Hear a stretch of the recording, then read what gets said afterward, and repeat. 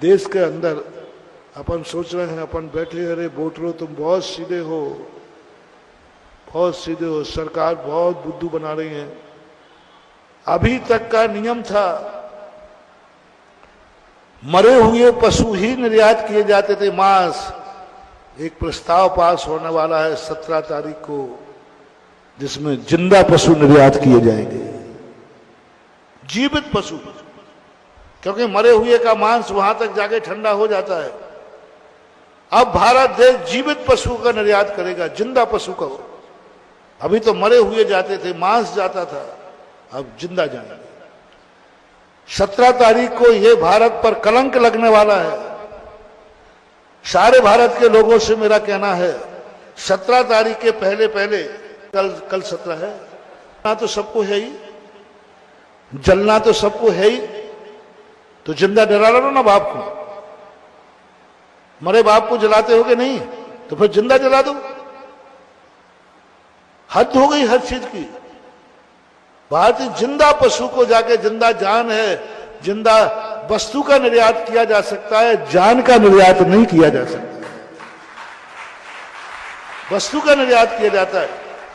Dead body चलो ठीक है, मार करके वस्तु बना दी, वस्तु बेची, तुम तो जिंदा बाप को बेच रहे हो, जीवित बाप को बेच रहे हो, जीवित गौ माता को बेचोगे, जीवित जो नंदी को बेचोगे, जीवित शंकर जी के नंदी को बेचोगे, जीवित आदिनाथ के चिन्ह को बेचोगे, जीवित अवस्था में बेच रहे। क्या हो गया देश को? कंगाली इतनी आ गई, पैसा इतना आ गया। आज जब पशुओं को जिंदा बेचा जा रहा है, तो क्या बुराई है जो मनुष्यों को जिंदा निर्यात किया जाता है? जो चोर स्मगलर लोग जिंदा बच्चों को, जिंदा बच्चियों को निर्यात करते हैं, उनको क्यों अपराधी कहते हो? बंधुओं, ये तरीका एक दिन ये आ जाएगा कि जिंदा करते करते हम मनुष्यों को भी निर्यात चालू हो जाएगा। रोको, जागो, चेतो, सारी समाज चेतो, जैन चेतो, अजैन चेतो, हिंदू वैष्णव सब चेतो, विश्व हिंदू परिषद, बजरंग दल, जैन दल, महासभा, महासभा, सारे भारत के लोग चेतो इसमें। जहां जहां तक मेरी आवाज जा रही है, जो जो आज मेरा प्रवचन सुन रहे हैं, आप दिन भर में मोबाइल चलाते हैं, आज की व्हाट्सएप जो मैं बोल रहा हूं, इसको सारे भारत में फैलाना है 2 घंटे के अंदर। हर व्यक्ति को फैलाना है और उससे कह देना, जो सुनेगा वो आगे भेजे, वो आगे भेजे, और सारे भारत से कहे जिंदा पशुओं के निर्यात पर इतनी आपत्ति लग जाए कि 1.25 अरब की जनता है, तो 1.5 अरब आपत्तियां लग जाना चाहिए कि ये नहीं होनी। नरेंद्र मोदी से मैं कहना चाहूंगा, आपसे बहुत बड़ी उम्मीद थी, आप खुद शाकाहारी हैं, बचाते विदेश में आप गए थे, तो आप नींबू के बल पर रहे, शाकाहारी। कम से कम इतना अन्याय तो आपके राज्य में नहीं होना चाहिए कि जिंदा पशुओं के प्रस्ताव निर्यात करने का प्रस्ताव पास हो। यदि ये प्रस्ताव पास होता है तो देश पर कलंक है, ये भारत माता तुम्हें कभी माफ नहीं करेगी,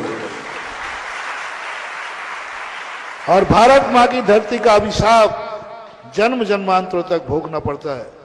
इसलिए शासन से, प्रशासन से, न्यायालय से, सबसे मेरा कहना है कि इस प्रस्ताव को पास मत होने दो। ये भारतीय संस्कृति की सभ्यता के खिलाफ है। जिंदा उसको बेचना बहुत बड़ी चीज है। और सारे हमारे भारतीय लोगों से कहना है कि आप लोग अपनी आपत्तियां भेजें। कहां भेजना है? मेल पर भारत सरकार को, पशु मंत्रालय भारत सरकार, पशु मंत्रालय भारत सरकार को आपत्ति बोलो। आज सारे भारत के अहिंसा के पुजारियों को, आज सारे भारतवासियों को भारत माता की सौगंध है, आज सोने के पहले पहले यह आपत्ति पशुपालन सरकार के पास पहुंच जाना चाहिए। मंत्रालय भोजन बाद में करना, दुकान बाद में खोलना, शयन बाद में करना, पहले आपत्ति दर्ज कराओ कि हमारे देश का ये कलंक है, संस्कृति खराब है, जिंदा पशु का निर्यात नहीं होना चाहिए।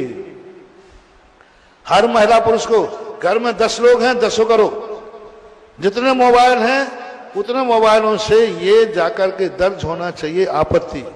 ये मत सोचो कि पिताजी ने कर दिया तो बेटा नहीं करे, पति ने कर दिया तो सब लोग अपने अपने मोबाइल से अपनी आपत्ति दर्ज कराओ। अपना काम है राजा को सचेत करना। कम से कम इतना हो जाएगा, राज्य सरकार नहीं मानेगी तो आप सब कम से कम उन पशुओं की हत्या के पाप से बच जाओ, क्योंकि आपने आपत्ति जताई थी। और देश की आपत्ति जताने के बाद कल 17 जून आपत्ति लगाने की आखिरी तारीख है। और यदि तुमने आपत्ति नहीं लगाई तो जितने पशु भेजे जाएंगे उन सबके हत्यारे तुम लोग माने जाओगे, तुम लोग माने जाओगे, क्योंकि तुमने आपत्ति नहीं लगाई। अपना काम आपत्ति लगाना है।